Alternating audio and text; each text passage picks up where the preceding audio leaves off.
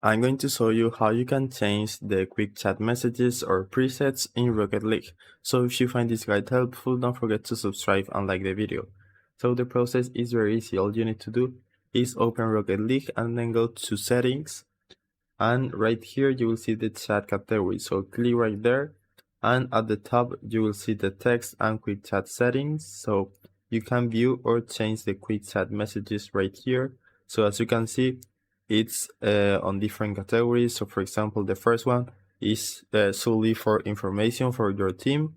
So you can click there, and for example, if I want the key one to be, I don't know, nice one, I can do it like this, and then do the same thing with all the keys and all the different categories.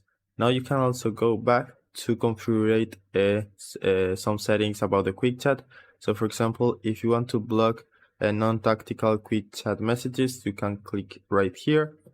Or if you want only to allow quick chat with your teammates, with your friends, or even to disable it, you can click right there or any of those options. And the same thing with the match chat and the party chat.